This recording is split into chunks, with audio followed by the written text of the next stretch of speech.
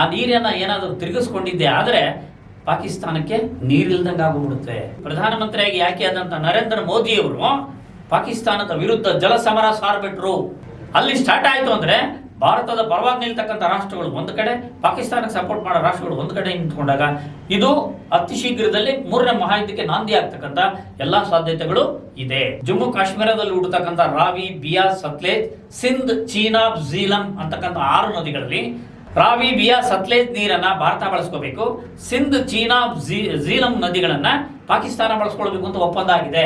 ಅದಕ್ಕೆ ನಾನು ನಮ್ಮ SA ನ್ಯೂಸ್ ಕರ್ನಾಟಕದ ಎಲ್ಲ ವೀಕ್ಷಕ ಬಂಧುಗಳಲ್ಲಿ ನಾವು ಕೈ ಮುಗಿದು ಪ್ರಾರ್ಥನೆ ಮಾಡ್ಕೊಳ್ತೀನಿ, ದಯವಿಟ್ಟು ಭಯ ಪಡಬೇಡ್ರಿ. ಬಹಳ ಸ್ಪಷ್ಟವಾಗಿ ಹೇಳಿದ್ದಾರೆ. ಈಗ 800 ಕೋಟಿ ಚಿಲ್ಲರೆ ಜನಸಂಖ್ಯೆ ಜಗತ್ತಲ್ಲಿ ದಾಟ್ತಾ ಇದೆ. ಆ 800 ಕೋಟಿ ಜನಸಂಖ್ಯೆ ಅಂದ್ರೆ 700 ಕೋಟಿ ದಾಟಿದ ಮೇಲೆ, ಅವರು ಹೇಳಿರ್ತಕ್ಕಂಥ ವಚನದಲ್ಲಿ 700 ಕೋಟಿ ಸಂಖ್ಯೆ ದಾಟದ ಮೇಲೆ ಜಗತ್ತಲ್ಲಿ ಭಯಾನಕವಾದ ದುರ್ಘಟನೆಗಳು ಸಂಭವಿಸುತ್ತೆ ಅಂತ ಅವರೇನು ಬರೆದಿಯಾರೋ, ಈಗ 700 ಕೋಟಿ ಕ್ರಾಸ್ ಆಗಿ 800 ಬರ್ತಾ ಇದ್ದೀವಿ. ಈಗ ದುರಂತಗಳು ಸ್ಟಾರ್ಟ್ ಆಗೋಗಿದೆ. ಈಗ ನೋಡಿ, ಮೊನ್ನೆ ಮಕ್ಕಾ ಮದೀನಾ ಇಸ್ಲಾಮಿನ ಜನಗಳಿಗೆ ಪವಿತ್ರ ಯಾತ್ರಾ ಸ್ಥಳ ಅಂತ ಕರೆಸ್ಕೊಳ್ತಕ್ಕಂಥ ಮಕ್ಕಾ ಮದೀನಾದಲ್ಲಿ ಭಯಂಕರ ಪ್ರವಾಹ ಆಗಿ 100 ಕಾರುಗಳು ಕೊಚ್ಕೊಂಡು ಹೊರಟೋಗಿದೆ, ರಸ್ತೆಗಳು ಕಿತ್ತು ಹರಿದೋಗಿದೆ. ಅವರು ನಿರೀಕ್ಷೆನೆ ಮಾಡಿರಲಿಲ್ಲ. ಯಾಕಂದ್ರೆ ಮಕ್ಕಾ ಮದೀನಾ ಅರಬ್ ರಾಷ್ಟ್ರಗಳಲ್ಲಿ ಮಳೆ ಬರತಕ್ಕಂಥ ಸಾಧ್ಯತೆಗಳೇ ಇಲ್ಲ. ಮಳೆ ಬಾರದ ಜಾಗದಲ್ಲಿ ತೀವ್ರವಾದ ಮಳೆ, ಎಲ್ಲಿ ಮಳೆ ಬರಬೇಕು ಅಲ್ಲಿ ಮಳೆ ಬರದೆ ಅಲ್ಲಿ ಬರಡು ಭೂಮಿ ಆಗ್ತಿರ್ತಕ್ಕಂಥದ್ದು ಪ್ರಕೃತಿಯ ಒಂದು ವೈಚಿತ್ರ್ಯ. ಅಂದ್ರೆ ಜಗತ್ತಿನಲ್ಲಿ ಮುಂದೆಗಡೆ ಎಲ್ಲಿ ಏನಾಗಬಾರ್ದಿತ್ತೋ ಅದಾಗ್ತಾ ಇದೆ, ಎಲ್ಲಿ ಏನಾಗಬೇಕೋ ಅದಾಗ್ತಾ ಇಲ್ಲ. ಇದು ಡಿಫರೆನ್ಸ್ ಆಗ್ತಾ ಇರೋದ್ರಿಂದ ಪ್ರಕೃತಿಯಲ್ಲಿ ಅಸಮತೋಲನ ಉಂಟಾಗ್ತಾ ಇದಾಗ್ತಿದೆ ಅಂತಕ್ಕಂಥದ್ದು ನಿಜ. ಉದಾಹರಣೆಗೆ ನಾನೆಲ್ಲ ವೀಕ್ಷಕ ಬಂಧುಗಳಲ್ಲಿ ಪ್ರಾರ್ಥನೆ ಮಾಡ್ಕೊಡ್ತೀನಿ. ವೀಕ್ಷಕರೇ, ಈಗ ನೀವು ಮನೆಯಲ್ಲಿ ನಿತ್ಯ ಸ್ನಾನ ಮಾಡ್ತೀರ. ನಿಮಗೆ ಸ್ನಾನ ಮಾಡ್ತಕ್ಕಂಥ ಅವಕಾಶವೇ ಸಿಗದೆ ಹೋದಾಗ, ನೀರೇ ಇಲ್ಲದಿದ್ದಾಗ ಫುಲ್ಲು ಗಲೀಜಾಗೋಗ್ಬಿಟ್ರಿ ಎಷ್ಟು ದಿವಸ ಇರ್ಬಲ್ರಿ?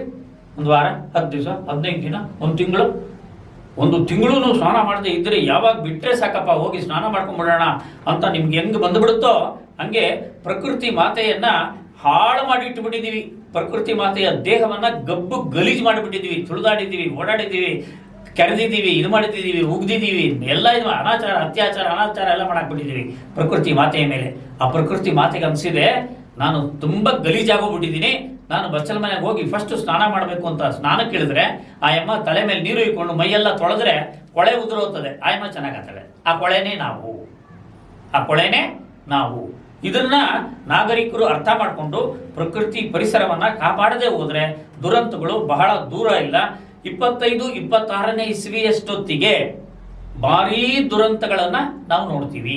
ಅದಕ್ಕೆ ಉದಾಹರಣೆಯಾಗಿ ಹೇಳಬೇಕು ಅಂತ ಹೊರಟು ಬಿಟ್ರೆ ಇಲ್ಲೊಂದು ಫೋಟೋ ಇದೆ ನೋಡಿ. ಇದು ಮೊನ್ನೆ 10/6/2023 ಪ್ರಜಾವಾಣಿ ಪತ್ರಿಕೆಯ ಮುಖಪುಟದಲ್ಲಿ ಒಂದು ಲೇಖನ ಬಂತು.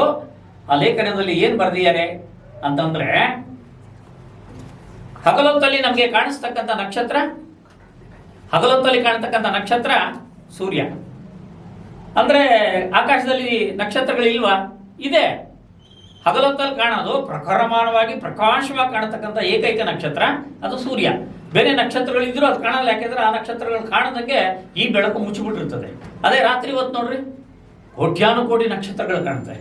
ಹಗಲೊತ್ತಲ್ಲಿ ಕಾಣ್ತಕ್ಕಂಥ ಏಕೈಕ ನಕ್ಷತ್ರ ಅದು ಸೂರ್ಯ. ಆ ಸೂರ್ಯನ ಜೊತೆಯಲ್ಲೇ ಇನ್ನೊಂದು ಸೂರ್ಯ ಉದಯಿಸ್ತಾನೆ ಅಂತೇಳಿ ವಿಜ್ಞಾನಿಗಳೇ ಬರೆದಿರ್ತಕ್ಕಂಥ ಲೇಖನ ಇದು. ಎರಡನೇ ಸೂರ್ಯ ಈಗ 25-26ರ ಆಜುಬಾಜಲ್ಲಿ ಎರಡನೇ ಸೂರ್ಯ ಉದಯಿಸ್ತಾನೆ. ಇದರ ಬಗ್ಗೆ ವಿಜ್ಞಾನಿಗಳೇ ಬರೆದಿದ್ದಾರೆ. ಇದು 1052, 1472, 1600ರಲ್ಲಿ ಎರಡನೇ ಸೂರ್ಯ ಕಾಣಿಸ್ಕೊಂಡಿರ್ತಕ್ಕಂಥ ಉದಾಹರಣೆಗಳ ಬಗ್ಗೆ ಆಗಿನ ಬುದ್ಧಿಜೀವಿಗಳು ಬರೆದಿಟ್ಟಿರ್ತಕ್ಕಂಥ ರೆಕಾರ್ಡ್ ಇದೆ. 400 ವರ್ಷಗಳು ಕಳೆದ ನಂತರ ಈಗ ಮತ್ತೆ ಎರಡನೇ ಸೂರ್ಯ ಕಾಣಿಸ್ಕೊಳ್ತಾ ಇದ್ದಾನೆ ಅನ್ನೋದ್ರ ಬಗ್ಗೆ ನಮ್ಮ ಬೆಂಗಳೂರಿನ ನೆಹರು ತಾರಾವೀಕ್ಷಣಾಲಯದ ಮುಖ್ಯಸ್ಥೆ ಸೈಂಟಿಸ್ಟ್ ಡಾಕ್ಟರ್ ಶೈಲಜಾ ಅಂತಕ್ಕಂಥವ್ರು ಪ್ರಜಾವಾಣಿಯಲ್ಲಿ ಲೇಖನ ಬರೆದರು. ಹಗಲೊತ್ತಲ್ಲಿ ಕಾಣತಕ್ಕಂಥ ಇನ್ನೊಂದು ನಕ್ಷತ್ರವನ್ನು ನೋಡೋದಕ್ಕೆ ಸಿದ್ಧರಾಗಿ ಅಂತಾನೆ ಬರೆದು ಬಿಟ್ಟಿದ್ದಾರೆ. ಇದು ನಾನು ಹೇಳ್ತಿರೋ ಮಾತಲ್ಲ, ಒಬ್ಬರು ಸೈಂಟಿಸ್ಟ್ ಬಾಯಲ್ಲಿ ಬರ್ತಿರೋ ಮಾತು. ಎರಡನೇ ಸೂರ್ಯ ಬಂದ್ರೆ ಒಂದು ಸೂರ್ಯನ ಕೈನಲ್ಲೇ ನಮ್ಮ ಕೈಲಿ ತಡ್ಕೊಳಕ್ ಆಗ್ತಾ ಇಲ್ಲ. ಎರಡನೇ ಸೂರ್ಯ ಬಂದ್ರೆ ಜಗತ್ತೇನಾಗ್ಬೋದು? ಅದರ ಜೊತೆಯಲ್ಲಿ ಒಂದು ದುರಂತ ಏನಪ್ಪಾ ಅಂತಂದ್ರೆ, ಚೈನಾದಲ್ಲಿ 28 ಅಥವಾ 29ನೇ ಇಸ್ವಿಗೆ ಅವರೇ ಕಂಡುಹಿಡಿದಿರ್ತಕ್ಕಂಥ ಕೃತಕ ಸೂರ್ಯನನ್ನ ಲಾಂಚ್ ಮಾಡ್ತಾ ಇದ್ದಾರೆ. ಕೃತಕ ಸೂರ್ಯನನ್ನ, ಆ ಕೃತಕ ಸೂರ್ಯನನ್ನ ಲಾಂಚ್ ಮಾಡ್ತಿರೋ ಅವರ ಉದ್ದೇಶ ಏನು ಅಂತಂದ್ರೆ, ಅದರಲ್ಲಿ ಉತ್ಪತ್ತಿ ಆಗ್ತಕ್ಕಂಥ ಎನರ್ಜಿಯನ್ನ ಸ್ಟೋರೇಜ್ ಮಾಡಿಕೊಂಡು ಪ್ರಪಂಚದ ಬೇರೆ ಬೇರೆ ದೇಶಗಳಿಗೆ ಸೋಲಾರ್ ಎನರ್ಜಿ ಕೊಡೋದಕ್ಕೆ, ಮಾರಾಟ ಮಾಡೋದಕ್ಕೆ ವ್ಯಾಪಾರಕ್ಕೆ ಇಳಿದ್ಬಿಟ್ಟಿದ್ದಾರೆ. ಇಲ್ಲಿ ಕೃತಕ ಸೂರ್ಯ, ಇಲ್ಲಿ ನ್ಯಾಚುರಲ್ ಆಗಿ ಸ್ವಾಭಾವಿಕವಾಗಿ ಹುಟ್ಟತಕ್ಕಂಥ ಸೂರ್ಯ, ಅದರ ಜೊತೆಗೆ ಇವರು ತಯಾರು ಮಾಡಿರೋ ಕೃತಕ ಸೂರ್ಯ ಎಲ್ಲ ಬಂದುಬಿಟ್ರೆ ಪ್ರಪಂಚ ಏನಾಗ್ಬೋದು? ಇದರ ಬಗ್ಗೆ ವಿಜ್ಞಾನದ ಆವಿಷ್ಕಾರಗಳು ಮನುಷ್ಯನಿಗೆ ಯಾವ ತರ ಮುಳುವಾಗಿ ಪರಿಣಮಿಸ್ತಾ ಇದೆ ಅಂತಕ್ಕಂಥದ್ರ ಅರಿವೇ ನಮ್ಮ ಜನಕ್ಕಿಲ್ಲ. ಈಗ ಒಂದು ಉದಾಹರಣೆ ನಾನು ಈ ಸಂದರ್ಭದಲ್ಲಿ ಹೇಳೋದಕ್ಕೆ ಇಷ್ಟಪಡ್ತೀನಿ. ಮೊನ್ನೆ ಅಮೆರಿಕದ ಒಂದು ಸ್ಟೇಟ್ ಅಲ್ಲಿ 6 ಕೋಟಿ ಜನ ಹಿಮದಲ್ಲಿ ಮುಚ್ಚೋಗಿದ್ದಾರೆ. 6 ಕೋಟಿ ಜನ ಕಾರುಗಳು ಕೊಚ್ಕೊಂಡು ಹೋಗಿದ್ದಾವೆ. ಕಾರುಗಳು ಎಲ್ಲೆಲ್ಲಿ ನಿಂತಿದ್ವು ಅಲ್ಲೇ ಭಯಂಕರ ಹಿಮಪಾತ ಆಗಿ ಅಲ್ಲಿ ಬಂಡೆಗಳಾಗೋಗ್ಬಿಟ್ಟಿದ್ದಾವೆ. ಕಾರುಗಳು ಹಿಮದ ಬಂಡೆಗಳಲ್ಲಿ ಮುಚ್ಚೋಗಿದ್ದಾವೆ. ಅದೇ ತೆರವುಗೊಳಿಸ್ಬೇಕು ಅಂತಂದ್ರೆ ಹಿಮ ತೆಗಿಬೇಕು, ಹಿಮ ಹೋಗಬೇಕು, ಇಲ್ಲ ಅಂದ್ರೆ ಕಾರುಗಳು ತೆಗಿಯಕ್ಕಾಗಲ್ಲ, ಬಂಡೆಗಳ ಮಧ್ಯೆ ಸಿಕ್ಕಾಕೋಣ ಅಂತ ಪರಿಸ್ಥಿತಿಯನ್ನ ಟಿವಿ ಚಾನೆಲ್ಗಳಲ್ಲಿ ಈಗಾಗಲೇ ನಾವು ನೋಡಿದ್ದೀವಿ. ಅಲ್ಲೇನಾಗುತ್ತೆ, ಹಿಮ ಈ ತರ ಆವರಿಸ್ಬಿಟ್ರೆ ಯಾವ ಬೆಳೆನೂ ಬರೋದಿಲ್ಲ. ಯಾವ ಬೆಳೆನೂ ಬರೋದೇ ಇಲ್ಲ ಅಂತಂದ್ರೆ ಜಗತ್ತಿನಲ್ಲಿ ಆಹಾರದ ಅಸಮತೋಲನ ಉಂಟಾಗುತ್ತೆ, ಆಹಾರಕ್ಕೆ ಕೊರತೆಯಾಗುತ್ತೆ. ಆವಾಗ ಏನಾಗುತ್ತೆ, ಅದನ್ನ ನೋಡ್ಕೊಂಡೆ ವಿಜ್ಞಾನಿಗಳು ಬಹಳಷ್ಟು ಲೇಖನಗಳನ್ನ ಬರೆದರು. ಈ ಇದರಲ್ಲಿ ನೋಡಿ, ಒಂದು ವಾತಾವರಣದಲ್ಲಿ ಮನುಷ್ಯ, ಫ್ಯಾಕ್ಟರಿಗಳು, ವಾಹನಗಳು, ನಾನಾ ತರದ ಬೆಂಕಿ, ಕಾಡುಗಳಿಗೆ ಬೆಂಕಿ ಇಡೋದು, ವೇಸ್ಟ್ಗಳಿಗೆ, ಕಸಗಳಿಗೆಲ್ಲ ಬೆಂಕಿ ಇಡೋದು, ಇವೆಲ್ಲ ಮಾಡಿ ವಾತಾವರಣ ವಾಯು ಮಲಿನ ಆಗಿದೆ. ಈ ದೇಶದಲ್ಲಿ ಪ್ರಧಾನಮಂತ್ರಿಯಾಗಿ ಆಯ್ಕೆ ಆದಂತ ನರೇಂದ್ರ ಮೋದಿ ಅವರು ಪಾಕಿಸ್ತಾನದ ವಿರುದ್ಧ ಜಲ ಸಮರ ಸಾರ್ಬಿಟ್ರು. ಯಾಕೆ ಸಾರಿದ್ರು? 1969ರಲ್ಲಿ ನೆಹರು ಪ್ರಧಾನಮಂತ್ರಿಯಾಗಿ ಅಯೂಬ್ ಖಾನ್ ಪಾಕಿಸ್ತಾನದ ಪ್ರಧಾನಮಂತ್ರಿಯಾಗಿದ್ದ ಸಂದರ್ಭದಲ್ಲಿ ನದಿ ಹಂಚಿಕೆ ನೀರಿನ ವಿವಾದದಲ್ಲಿ ಒಂದು ಕ್ಲಾಶ್ ಆದಾಗ ಒಂದು ಒಪ್ಪಂದ ಆಯಿತು.